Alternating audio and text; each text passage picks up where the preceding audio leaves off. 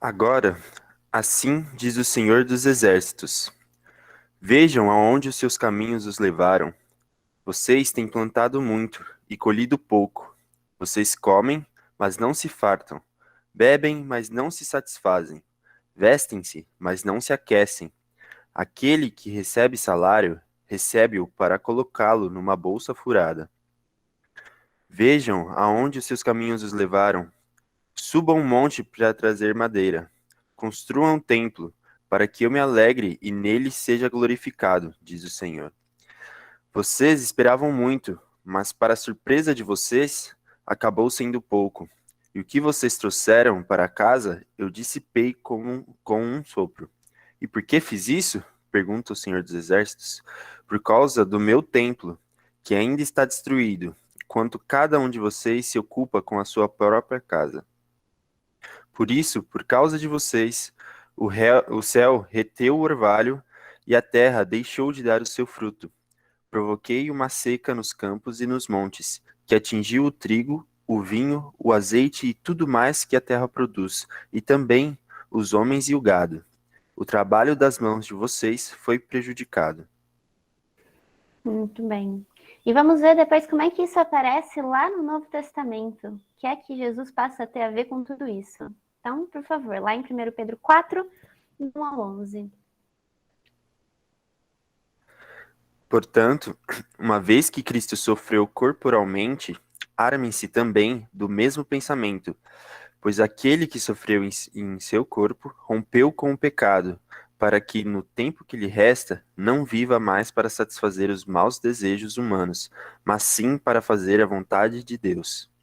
No passado, vocês já gastaram tempo suficiente fazendo o que agrada aos pagãos. Naquele tempo, vocês viviam em libertinagem, na sensualidade, nas bebedeiras, orgias e farras, e na idolatria repugnante.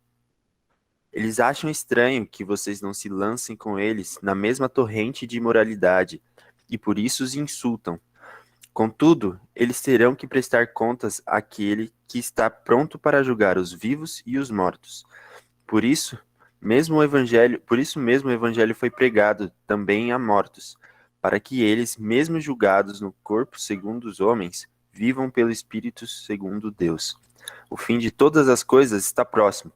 Portanto, sejam criteriosos e estejam alertas. Dediquem-se à oração.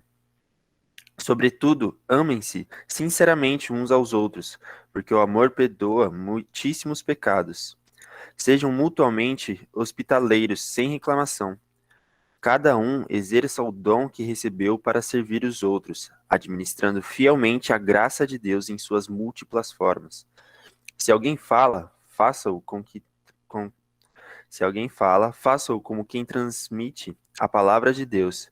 Se alguém serve, faça-o com a força que Deus provê, de forma em que todas as coisas de Deus seja glorificado mediante Jesus Cristo, a quem sejam a glória e o poder para todo sempre. Amém.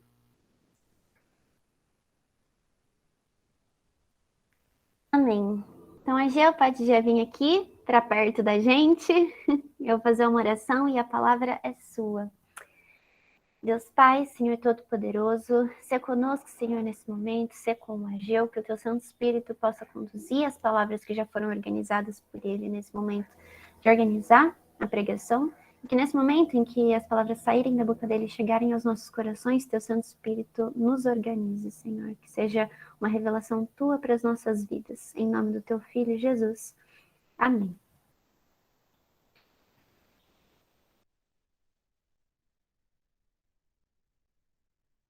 Ageu, pode já abrir seu microfone e vir aqui com a gente. Fique à vontade. Então, Mayra, por favor, aí. Nós temos o privilégio hoje de abrirmos esse texto, né? Aí, que fala sobre o Templo de Jerusalém e a centralidade desse templo na história de Israel, do povo de Israel, e também como esse templo brilhou na antiguidade e hoje, né, em 2021, existem movimentos para tentar, de novo, ter um templo, uma reconstrução de um templo em Israel moderna, né? Uma questão assim, muito complexa. Mas então é o seguinte, nós temos essa representação do primeiro templo, que foi de Salomão, construído por Salomão, primeiro Davi, após consolidar seu poder e ter vitórias e tudo, né? E na sua relação com Deus, ele desejou construir um templo para ser o local de culto, para guardar a arca do tesouro, né? A arca que continha as tábuas da lei dada por Deus a Moisés. E interessante, naquele tempo, né? Antes do templo, essa arca, ela vivia sob uma tenda, um tabernáculo, e aquele local era assim a marca da presença de Deus, né? E onde ela estava presente era a garantia não só da presença de Deus, mas do poder de Deus, de vitória, de proteção. E há no livro de Crônicas, no livro de Reis, uma série de detalhes, né, de incidentes, inclusive mortais, relativos ao cuidado e também do descuido em relação à arca, a esse tabernáculo, né, que acompanhava nas peregrinações. Até que então são os primórdios do templo. Então, a arca, que simbolizava, que guardava aquele tesouro da revelação, que é a palavra na pedra, né? E a lembrar sempre o povo sua origem, a que eles deveriam servir, a presença de Deus, aquele que os constituiu como povo separado, né? O povo que recebeu a lei de Deus para ser primícia da humanidade, e então guardado na arca. E, em seguida, quando Davi assume, é ungido rei, e ele, desejoso de dar uma casa digna para o Senhor, né, Deus falou, ok, isso é interessante, muito bom, mas não será para você, será seu filho, né, Salomão. Mas interessante que Davi, ele prepara toda a planta, ele com seus consultores, né, seus arquitetos, seus engenheiros, enfim, ele faz todo um detalhamento de como seria esse templo. Isso nós temos nos textos lá de Crônicas e Reis, a especificação. Por favor, pode mudar? Esse primeiro templo tinha uma imponência imensa, né? Está lá em 1 Crônicas 28, 9, também 10 a 20. Essa planta entregue por Davi, rica de detalhes, construída com voluntários competentes, pessoas assim excelentes em toda a arte construtiva, né? Mas também envolveu mais de 153 mil trabalhadores forçados, que eram estrangeiros que viviam em Israel, né? Que iam até o Líbano, trazer madeira doada pelo rei Irão, que fez uma aliança com Davi, era um rei aliado, que deu da melhor madeira, né? E também nas pedreiras, nas regiões de Israel, esses trabalhadores iam talhando pedras, e é interessante que assim, era uma perfeição. Os analistas de hoje que se debruçam sobre a construção falam que é uma coisa impressionante, assim, a perfeição dos cortes, né? E que depois foi feito os encaixes sem usar nenhum martelo, sem nenhum barulho. Simplesmente o pessoal transportava e com todo um cuidado, e os engenheiros e os profissionais iam instalando as pedras, né, enormes, muito pesadas, que mostra assim, que eles tinham alguma tecnologia, não tinham os nossos guindastes, mas eles tinham outras formas de fazer essa construção tão imponente, né? Uma área assim dentro da área do templo, no terreno, era tipo 9 vezes 7, 9 vezes 3, 27 metros, um terreno grande, por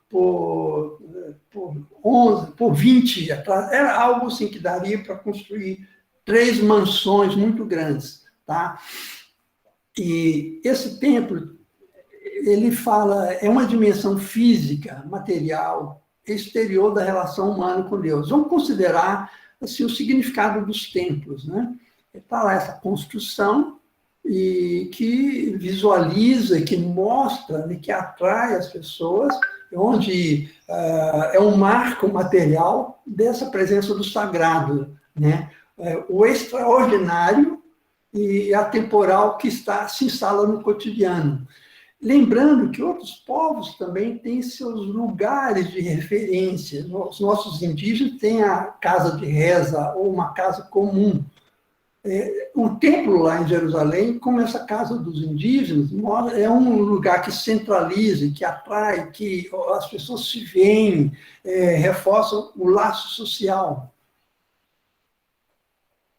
Nova imagem. Os templos e altares, né? Essa arquitetura do sagrado, que é um espaço consagrado para encontro, reverência a Deus, e reflete uma intuição universal que existe algo além do nosso mundo e espaço, né? Todos os povos sempre olharam para o céu, para a natureza, e buscaram contato com o Criador, né?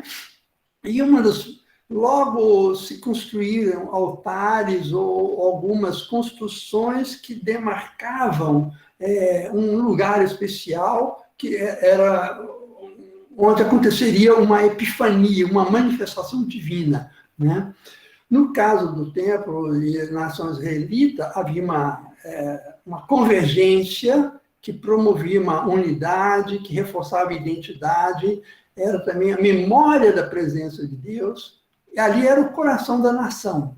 E, ao mesmo tempo, tinha associado ao templo os locais onde moravam os sacerdotes, onde os levitas estavam. Ali era o centro da vida política, administrativa. Os levitas, sacerdotes, eram os funcionários públicos, os médicos, os professores, né? Ou seja, a vida espiritual e cultural da nação era centralizada ali naquele templo, né?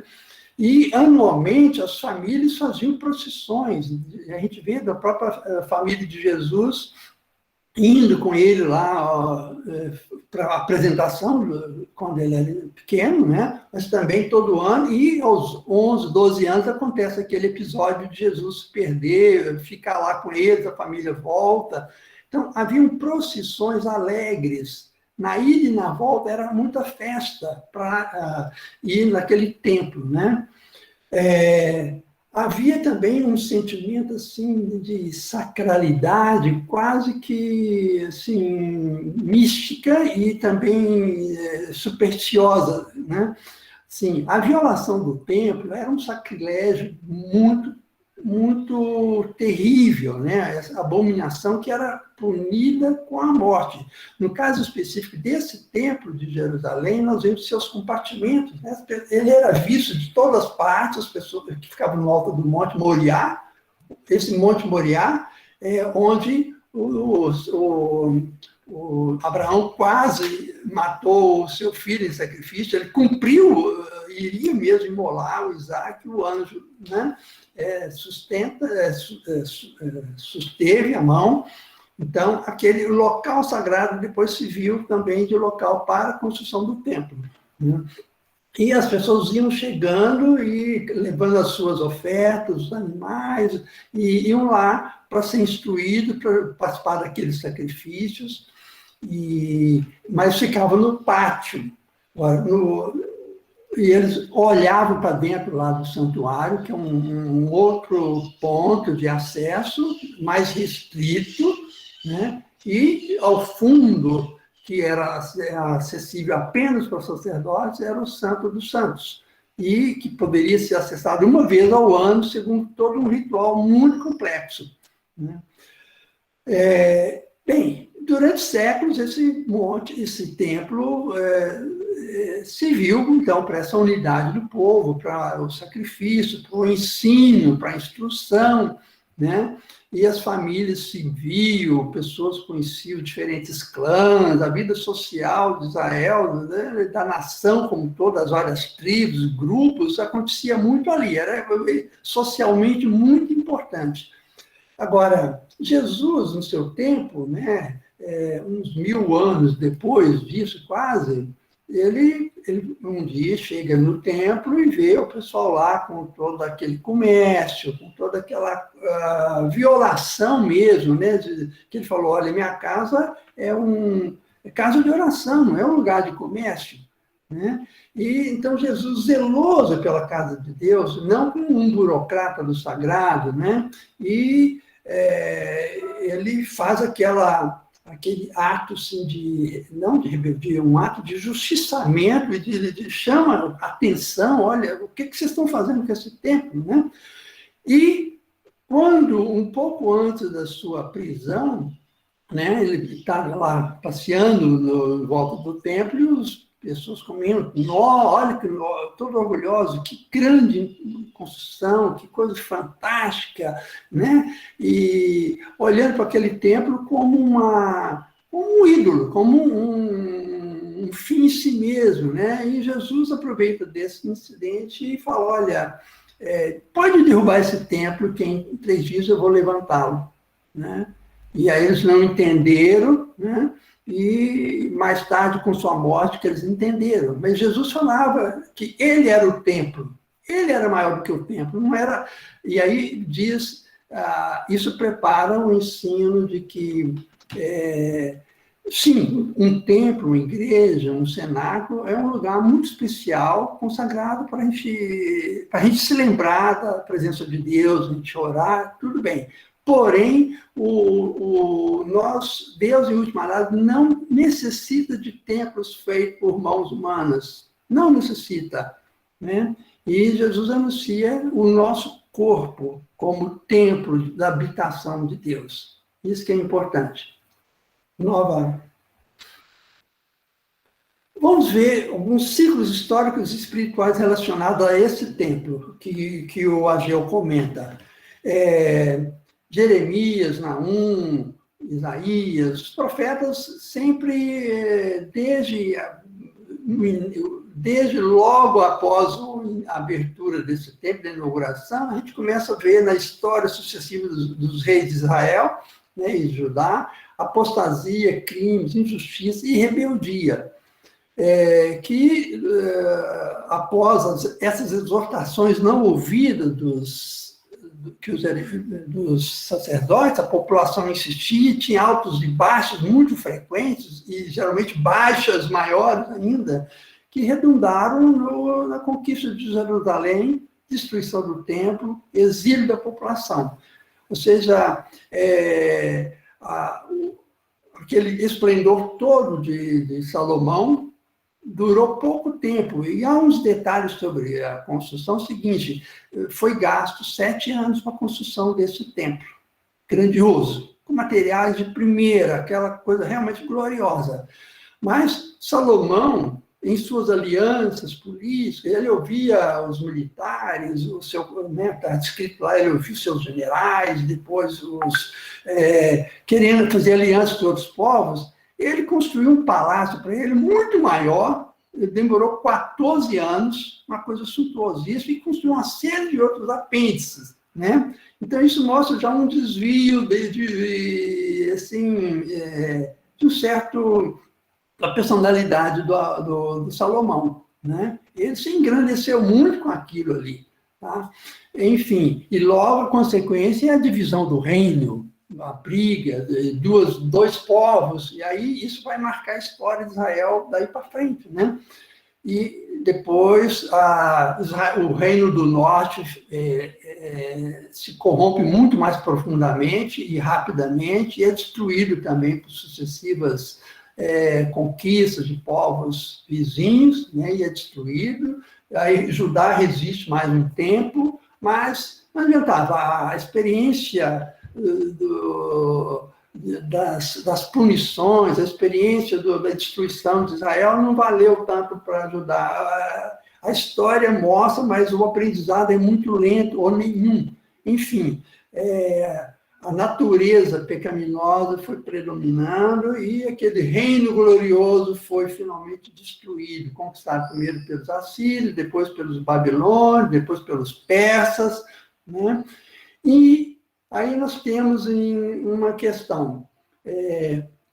O Nabucodonosor destrói, mas depois os persas conquistam a Babilônia e os reis persas, Dario, Ciro e Artaxerxes, eles vão favorecer a construção a volta dos judeus para Israel e a reconstrução do templo.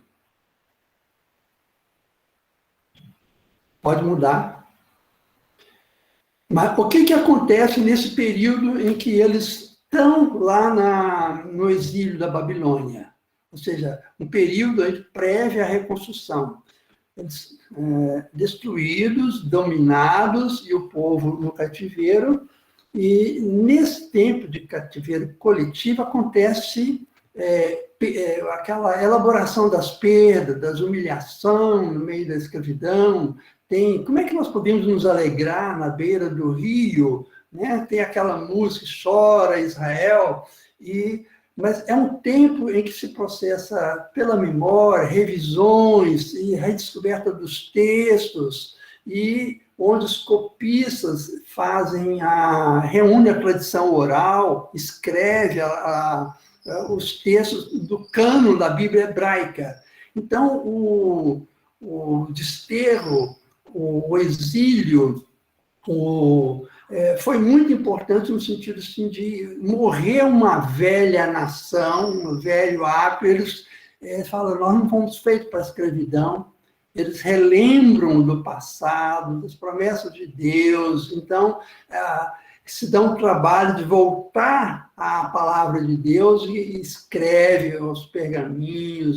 Tudo, essa nossa Bíblia foi, de alguma forma, fabricada nesse período do exílio. E a Bíblia, no caso, né, essa palavra escrita, se torna um substituto do templo. Eles não tinham aquele templo de pedra que era o lugar de acesso a Deus, mas eles tinham agora o texto, né, a palavra grafada, a palavra escrita na pedra, que possibilitava o encontro com Deus também. É muito interessante ver isso, né? O texto, a palavra, a escritura é como se fosse um templo que nós podemos colocar na nossa mão, está diante da nossa vista e que facilita o nosso contato com Deus. Então, esse tempo de cativeiro coletivo é um tempo também de semente de um novo tempo. Por favor. Então, essas voltas da história, né? Hoje nós temos os iranianos, sucessores dos persas, como um povo assim, que está em uma permanente hostilidade com Israel e vice-versa, né? Mas, no passado, os persas favoreceram muito os judeus. E na própria história bíblica, né, do Novo Testamento, vimos lá que os magos que vieram da Pérsia para adorar Jesus, eles estavam intimamente ligados às promessas dos profetas, eles esperavam o Messias também, eles tinham temor ao Deus de Israel. E Ciro libera os judeus para voltar a Jerusalém. Não só libera, mas ele dá toda uma série de dispositivos legais, materiais, proteção, e ele edita de tal forma assim, olha, quem é que... aquele que quiser impedir a volta ou a construção do templo, do altar, do templo, terá a madeira da sua casa arrancada e ele será morto. Ou seja, o sujeito seria crucificado com a madeira da própria casa dele. Ou seja, a maneira que o imperador lá persa garantia a sua palavra, sim, tentando eliminar qualquer resistência à volta desses exilados judeus, né? Então, isso aconteceu com Ciro, Dario, Artaxerxes, pedindo favores aos judeus para as reconstruções. E, além de tudo, é organizado um mutirão e o povo é convocado também para fazer doações para a reconstrução do templo. Por favor. Ageu, esse profeta, cujo nome significa alegre, festivo, né? E que vai também botar a boca no trombone, foi lido esse Salmo 150, né? Da alegria, do cântico, louvar, a convocação de louvar a Deus, né? Isso foi, de certa forma, cantado na inauguração desse templo, né? Daquele primeiro templo.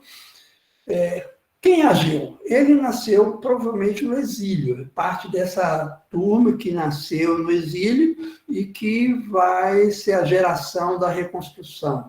Ele analisa o contexto, ele tem notícias do pessoal lá de Jerusalém, dos arredores, e ele fala ao governador de Judá, de Zorobabel, e ao sumo sacerdote Josué, conclama a população se organizar para a reconstrução, né? Ele começa falando isso já no segundo ano do rei Dario. Veio a palavra a ele e assim diz o Senhor, esse povo está dizendo que ainda não chegou o tempo em que a casa do Senhor deva ser reconstruída, né? E por que o pessoal fala que não era para ser reconstruída? Havia resistências objetivas e subjetivas a serem vencidas. O projeto de Deus sempre encontrará objeções, resistências. Nós temos que estar atentos, né, às nossas racionalizações, o que nos impede de nos engajar na obra de Deus, contribuir efetivamente, com presença, com contribuições financeiras, com oração, aquele envolvimento de coração, né? Nós vemos isso bem presente nessa etapa aqui, né? Que eles tinham recebido uma instrução para construção, o Esdras já tinha levado uma primeira leva de milhares de pessoas e recursos, e eles começaram a reconstrução, aí houve fofocas, houve intrigas políticas de lideranças lá da Samaria e tudo, que fizeram relatos assim forjados para os reis, né, para Dario e tudo, dizendo que os judeus estavam se reorganizando e que seriam rebeldes, e, enfim. Mas Neemias é todo um livro também que mostra a época, ele resiste a essas manipulações, como Esdras também resistiu. Por favor.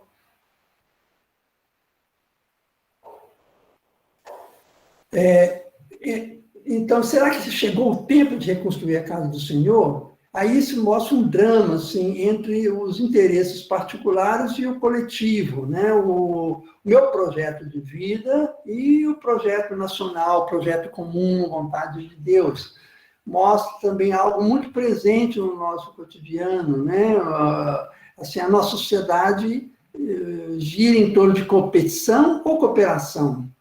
Qual é a nossa atitude frente às necessidades comuns? É uma indiferença, vou cuidar da minha vida, ou vou acolher a necessidade dos outros, vou me integrar a um todo, né?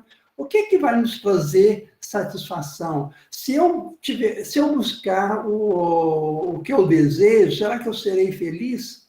Né? O texto vai dizendo, já o Ageu, justamente isso, né? Vocês esqueceram da casa do Senhor, de se envolver, de se contribuírem, vocês não estão mais no mutirão, né? Ficaram preocupados com as críticas, ficaram temendo, e cada um partiu para construir sua própria casa luxuosa, e meu templo permanece em ruínas.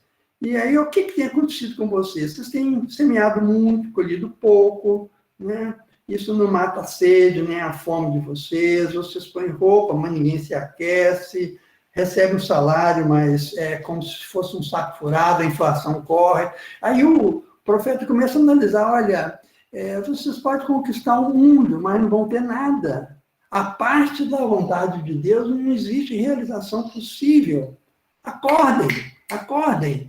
Tá? É legítimo nossas realizações profissionais, familiares, mas isso tem que estar sincronizado com um projeto maior da vontade de Deus. Pode mudar.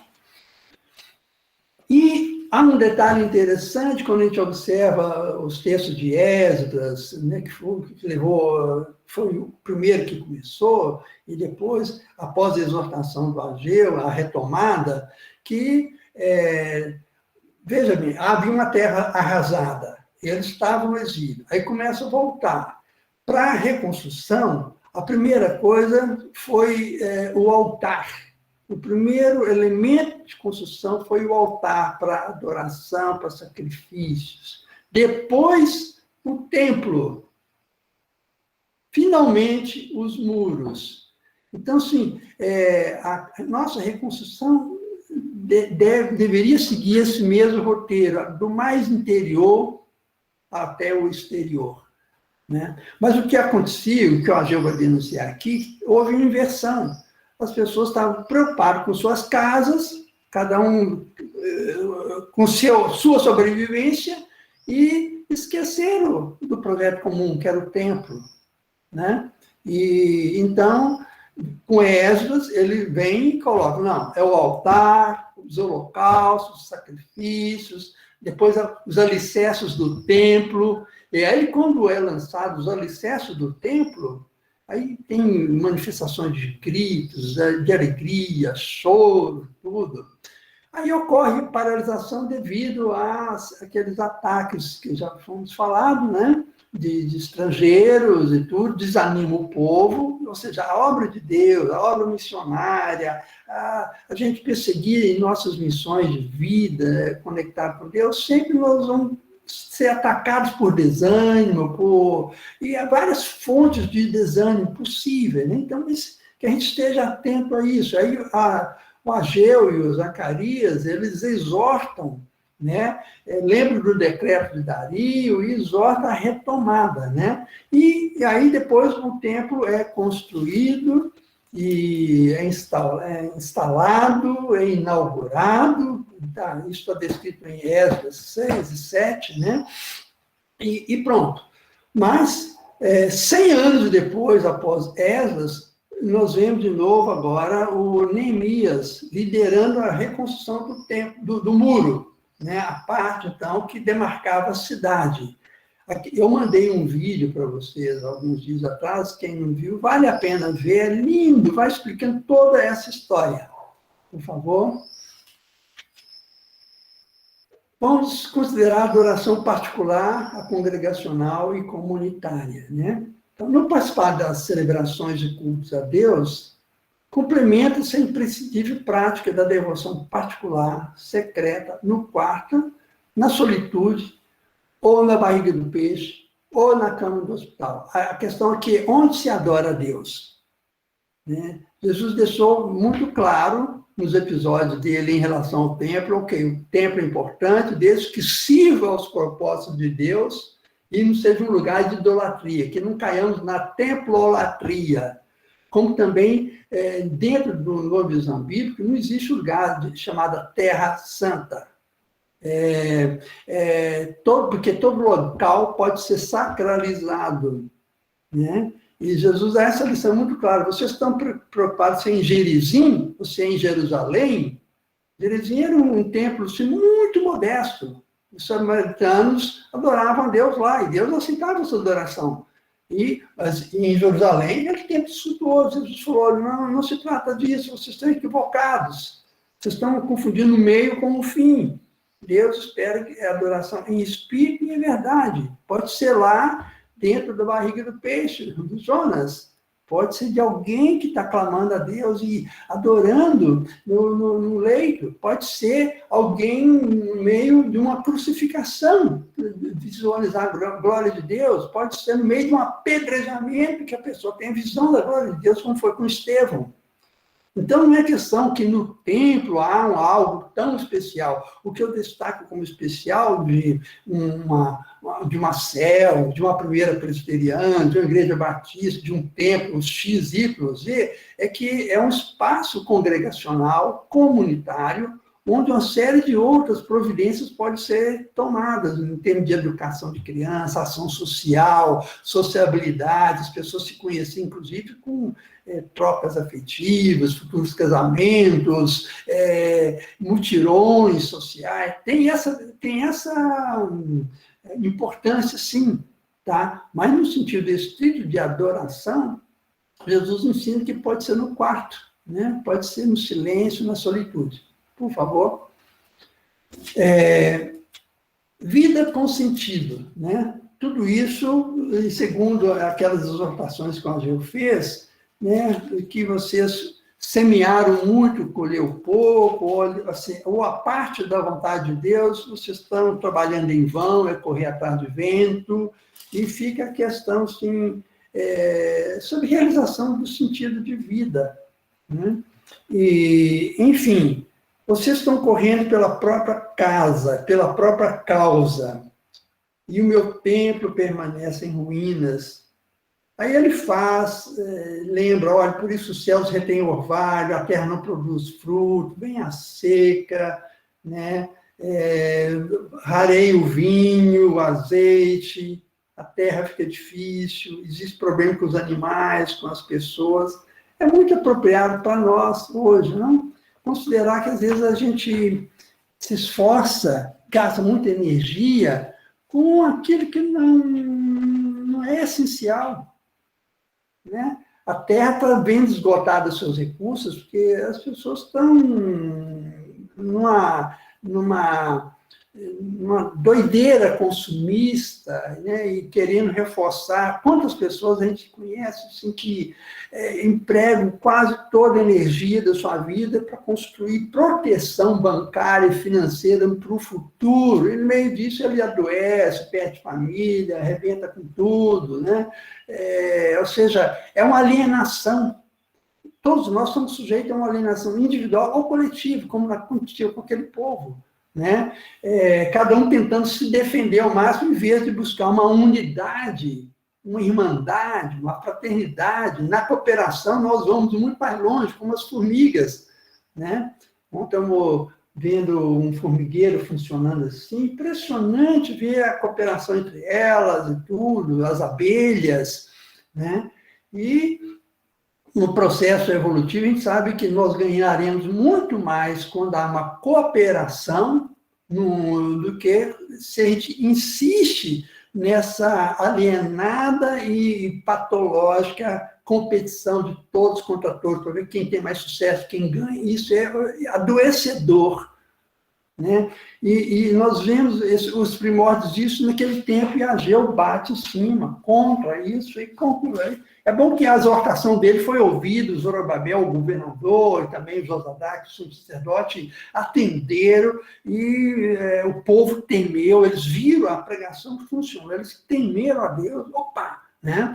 E aí Deus inspira e Deus assim, desperta o espírito de todos eles se colocam, então, na perspectiva correta, iniciam, retomam a construção, né? E aí acontece algo seguinte, eles viram que eles estavam construindo com madeira de acácia e outros materiais muito bons, mas não tão nobres quanto do primeiro templo, né? Esse segundo templo não teria, assim, o luxo do primeiro, né? A imponência do primeiro templo. Mas há um destaque interessante, né? Assim, que a glória desse novo templo será maior do que a do primeiro, diz o Senhor dos Exércitos. E neste lugar darei a paz, diz o Senhor dos Exércitos. Vamos meditar um pouco nisso.